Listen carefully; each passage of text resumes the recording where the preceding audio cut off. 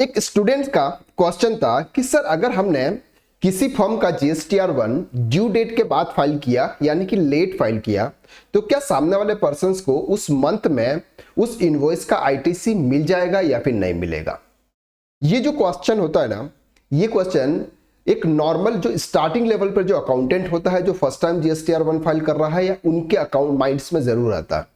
तो आज के इस लेक्चर के अंदर हम डिटेल में कवर करते हैं कि सर सामने वाले पर्सन्स को ITC कब मिलेगा, वो उसके कहां पर शो होगा, और अगर हमने लेट रिटर्न फाइल किया तो क्या सामने वाले पर्सन्स को उस मंथ में ITC मिलेगा या फिर नहीं मिलेगा। देखिए, सबसे पहले हम बात करते हैं कि अगर हम कोई भी गुड्स या फिर अगर हम कोई सर्विस की सप्लाई कर रहे हैं, दोनों के केसेस में अगर सामने वाला पर्सन रजिस्टर्ड डीलर है तो ऐसे केसेस में जो भी हम गुड्स सेल कर रहे हैं और उससे हम जो भी GST कलेक्ट कर रहे हैं उसका ITC सामने वाला पर्सन्स अपने GSTR 3B के अंदर अवेल करता है।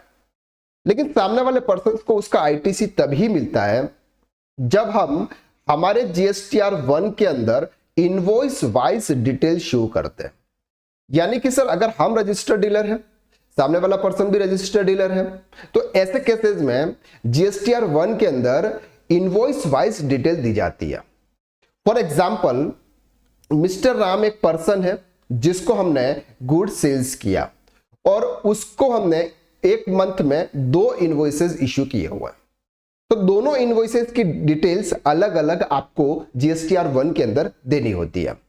अब सर हमने GSTR 1 के अंदर जो डिटेल देते हैं वो डिटेल सामने वाले पर्सन्स के GSTR 2B जो कि एक परचेज का रिटर्न होता है उसमें शो होती है।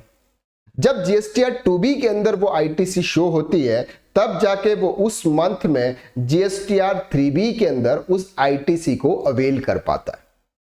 अब सर बात करते हैं कि GSTR 1 रिटर्न फाइलिंग की जो ड्यू डेट होती है, GSTR 1 रिटर्न फाइलिंग की जो ड्यू डेट होती है वो होती है एक नॉर्मल। जो QRMP स्कीम ऑप्ट नहीं करते हैं उनके लिए 10th और 11th जो भी डेट एप्लीकेबल हो, और जो पर्सन QRMP स्कीम ऑप्ट किए हुए हैं और IFF return invoicing furnishing facility जो कि एक ऑप्शनल होता है वो रिटर्न फाइल करते हैं तो उनके लिए ड्यू डेट होती है सर 30।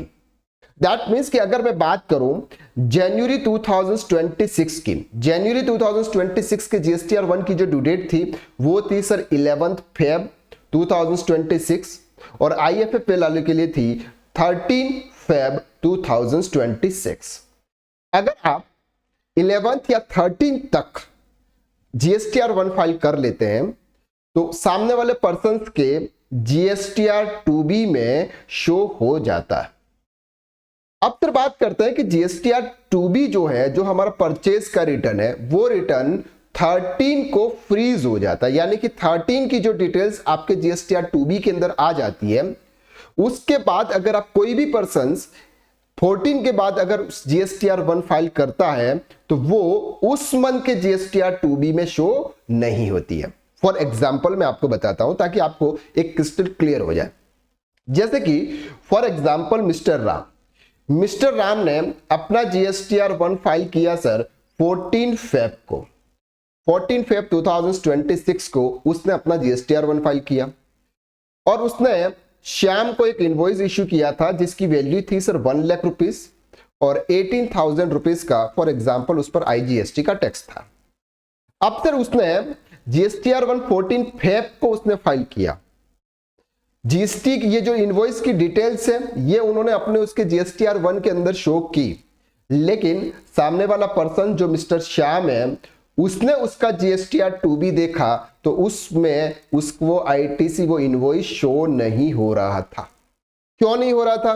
क्योंकि सर उसका जो GSTR 2B था वो 13 की डेट के बाद में फ्रीज हो गया। यानी कि 14 के बाद में अगर कोई भी पर्सन उस मंथ का GSTR 1 फाइल करेगा तो उस मंथ यानी कि फेब मंथ में जो रिटर्न आप फाइल कर रहे हो जनवरी मंथ का, उसका ITC उसको नहीं मिलेगा। अब फिर ये 1 लाख रुपए का ITC उसको कब मिलेगा? उसको ITC मिलेगा फेब 2026 मंथ का, जब हम GSTR 3B मार्च में फाइल करेंगे। यानी कि मार्च 2026 में हम फाइल करेंगे फरवरी मंथ का। उसमें जनवरी मंथ का जो इनवॉइसेस थे उसका आईटीसी उसको मिलेगा। आई होप कि ये जो आपका पॉइंट है ये इजीली क्लियर हो रहा है। मैं एक एग्जांपल के साथ में आपको अच्छे से समझा देता हूं। देखिए फॉर एग्जांपल जैसे मिस्टर राम है, मिस्टर राम ने एक इनवॉइस इश्यू किया 1 जनवरी 2024 को, 1 लाख रुपए का सर गुड्स था और उस पर उसने 18,000 रुपीज का जीएसटी चार्ज किया। मिस्टर श्याम ने उस गुड्स को खरीदा था और मिस्टर श्याम ने 1,18,000 रुपए का पेमेंट कर दिया। क्लियर हो गया? यहां तक तो आपको जो स्टेप है वो क्लियर है। फिर क्या हुआ सर, राम ने उसका जीएसटीआर 1 है वो फाइल किया सर 14 फेब 2026 को। श्याम जनवरी मंथ का फेब 2026 में 20 से पहले वो अपना जीएसटीआर 3B फाइल कर रहा है। अब जीएसटीआर 3B जब फाइल कर रहा है उसके पहले वो जीएसटीआर 2B शो देख रहा है तो उसमें ये 18,000 रुपए का आईटीसी उसको शो नहीं हो रहा है। अब सर श्याम क्या करेगा? श्याम फिर देखेगा जब फरवरी मंथ का रिटर्न मार्च में फाइल करेंगे तब मार्च मंथ के जीएसटीआर 2B में, मार्च मंथ में यानी कि फेब मंथ का जब मार्च में देखेंगे तब उसके जीएसटीआर 2B में ये 18,000 रुपए का आईटीसी शो होगा। तो दैट मीन्स कि जिस मंथ का इनवॉइस है उस मंथ में उसको आईटीसी नहीं मिलके नेक्स्ट मंथ में उसका आईटीसी मिलेगा। तो यहां पर जीएसटीआर 1 टाइम पर फाइल करने का इंपॉर्टेंस ये रहता है कि सामने वाले पर्सन को उसका आईटीसी उस मंथ में मिल जाता है। आई होप कि ये जो पॉइंट्स है ये पॉइंट्स आप उसको इजीली तरीके से समझ पा रहे हैं। चलिए आज के लिए बस इतना, नेक्स्ट वीडियो में फिर मुलाकात करते हैं। अगर कुछ कमेंट है या कुछ डाउट्स है तो आप कमेंट में आप मुझे जरूर बताइएगा। Thank you.